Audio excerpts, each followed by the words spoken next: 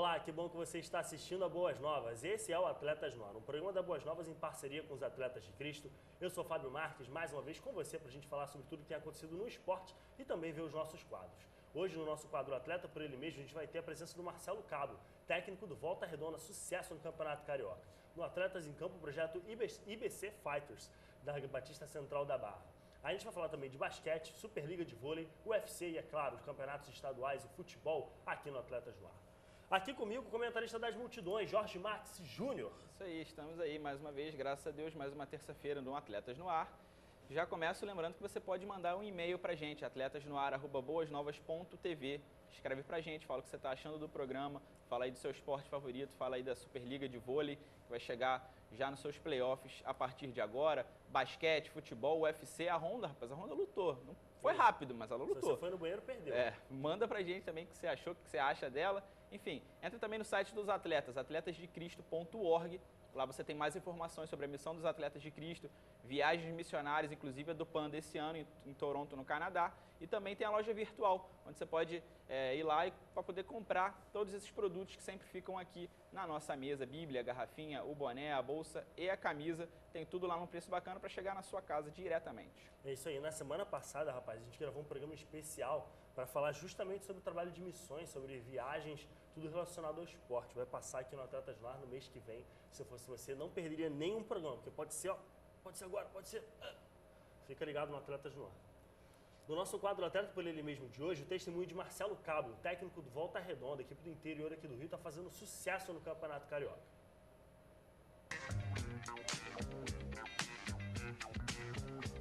Meu nome é Marcelo Cabo, treinador do Volta Redonda. Eu comecei minha carreira no Olaria em 99, na categoria Mirim. Cheguei até o profissional em 2002. Depois eu dirigi o Bambu,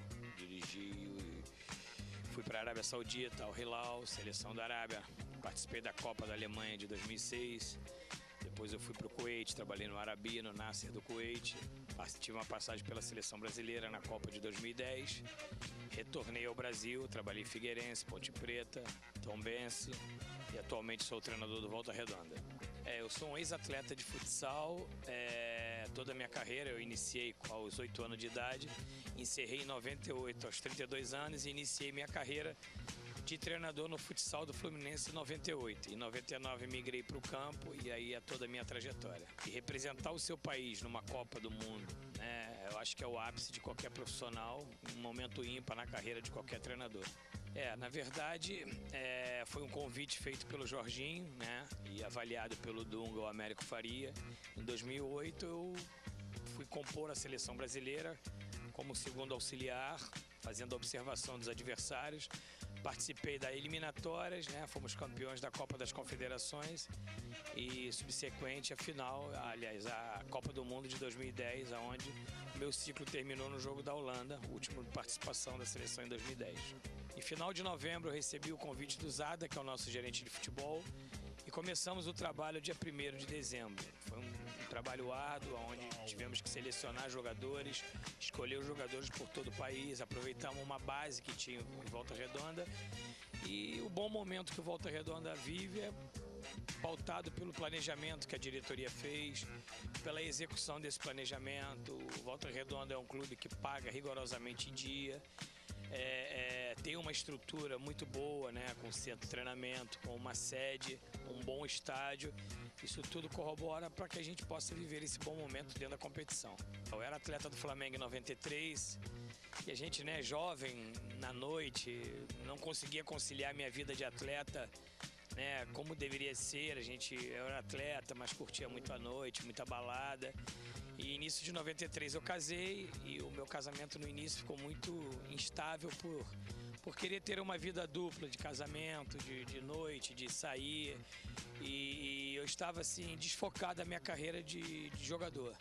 Eu conheci um amigo no Flamengo chamado Marcos Johan, que ele me apresentou a primeira vez, né? Me levou à Igreja Batista da Abolição, onde ele congregava, e ali foi a primeira vez que eu entrei numa igreja evangélica.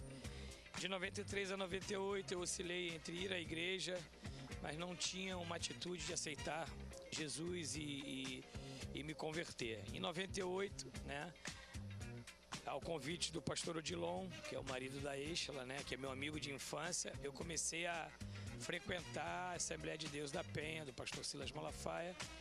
E ali eu, através do pastor José Santos, que era o pastor presidente da igreja, eu aceitei Jesus e me batizei em 98. De lá para cá nós tivemos uma mudança muito grande, meu casamento, a minha vida. Hoje, graças a Deus, eu sou convertido, minha esposa, meus filhos, né? Tanto o Gabriel, o Pedro e a Eduarda. Graças a Deus, eu e minha casa hoje servimos ao Senhor e somos muito felizes com isso. Com Jesus a gente consegue caminhar nesse momento difícil que é nossa vida pessoal, a nossa vida profissional, né? A gente tem muitas tribulações. Então, se a gente tem uma vida pautada na palavra de Deus, a gente consegue ter foco, ter concentração, viver uma vida familiar, ter um alicerce familiar e a gente pode, né, com certeza, focar mais na nossa área profissional e sabendo que Deus na frente, Ele vai preparando todos os nossos caminhos para que a gente possa, sim, ter paz no nosso trabalho, paz na nossa vida. Cara, para minha carreira, que eu possa ter uma trajetória tão marcante, tão vitoriosa no Brasil como eu tive fora e que eu pudesse crescer profissionalmente dentro do meu país.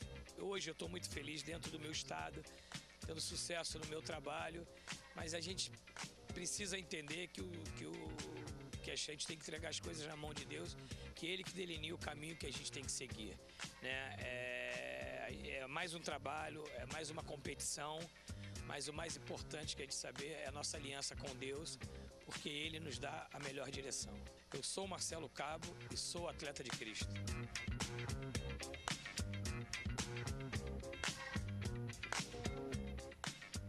Aí a história do Marcelo Cabo, trabalhando no Volta Redonda, fazendo uma campanha surpreendente, né, Jorge? E a musiquinha no embalo do Volta Redonda. Volta Redonda, rapaz. Volta Redonda está representando muito bem. Um dos fatores que ele falou ali que, de fato, é muito importante, salários em dia, né? Uma estrutura razoável, que a gente vê até que muitos clubes grandes nem sempre têm. E tá aí. É interessante falar do testemunho, como ele conheceu a Cristo.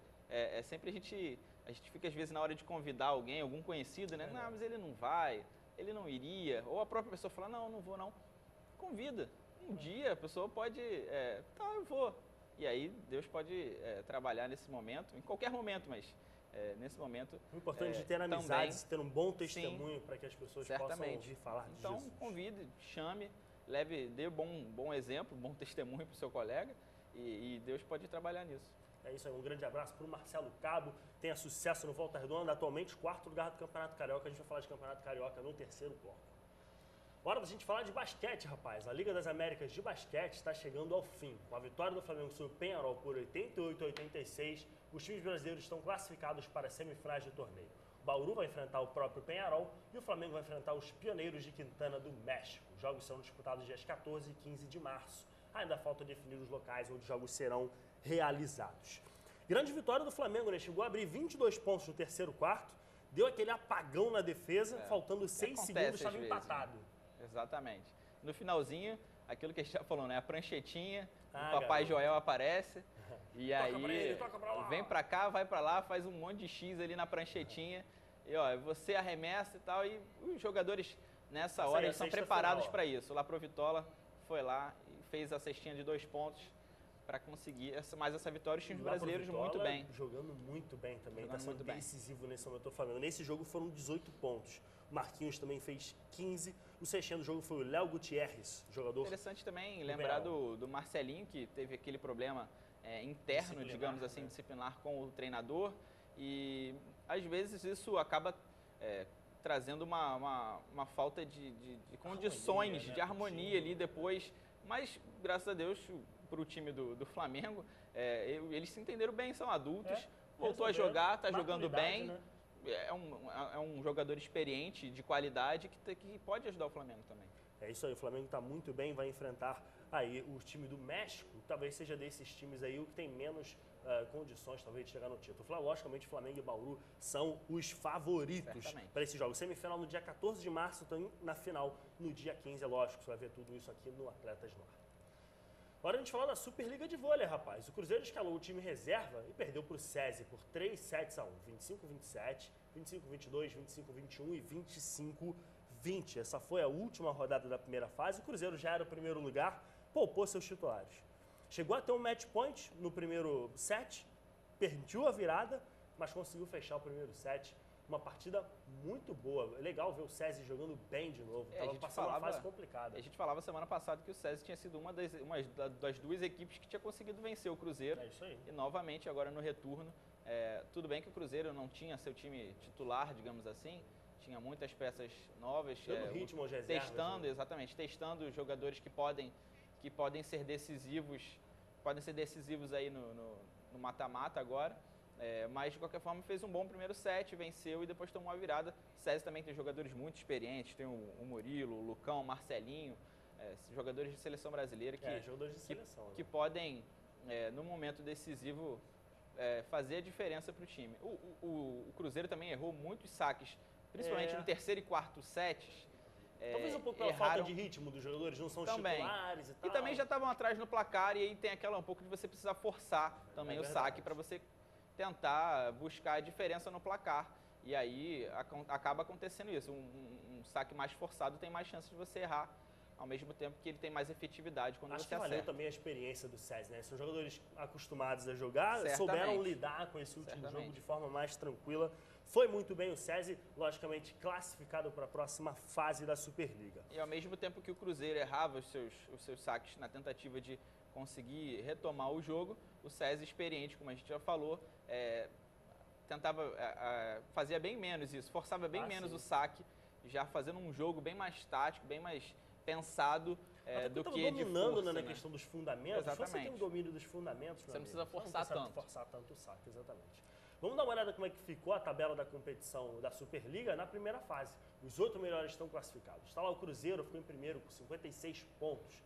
Taubaté em segundo, SESI em terceiro e o Minas ali em quarto. Vôlei Brasil Quirim de Campinas em quinto, o Ziober Maringá em sexto lugar. Virando a tabela, a gente vai ver os últimos dois times classificados. A nossa tabela deu uma zica aí, hein? O Vôlei Canoas foi o sétimo, Montes Claros oitavo, até aí classificados. O FJF, Vôlei Sul, São José e São Bernardo não conseguiram a classificação para a próxima fase. Os confrontos estão da seguinte forma. Cruzeiro vai enfrentar o Montes Claros no dia 7 e no dia 14. O Taubaté vai pegar o Canoas no dia 8 e no dia 15. O SESI vai pegar o Maringá no dia 7 e no dia 14. E o Minas pega o Campinas no dia 9 e no dia 15. Se precisar de mais um jogo, tem mais um jogo extra aí 2 dias depois do último jogo. Jogos importantes, hein, Jorge? Certamente. Nessa hora é que começa a ficar mais emocionante. Começa a ficar mais emocionante. É sempre muito bom competições que tem lá seu momento de pontos corridos, você demonstra quem é mais equilibrado, quem tem um time mais completo, mas também no mata-mata nem sempre isso, o favoritismo nem sempre prevalece, mas de qualquer forma é sempre um momento muito legal de você ter a chance de não ter o time às vezes tão completo num campeonato de pontos corridos, mas você encaixa 1 ou 2 partidas muito boas e consegue vencer um time talvez melhor. Talvez o jogo mais interessante seja o Minas e Campinas, são os times talvez mais completos. Sim, E aí, isso que você mencionou tem muito a calhar. O Campinas fez uma grande campanha durante a primeira fase. Depois da contusão do Wallace, o time já não conseguiu manter o mesmo ritmo, caiu bastante.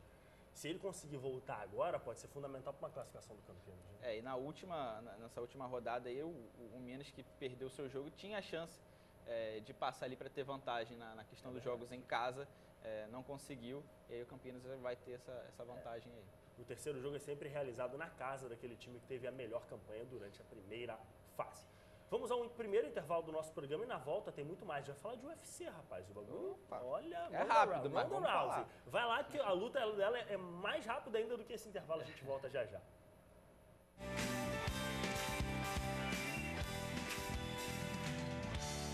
Eu quero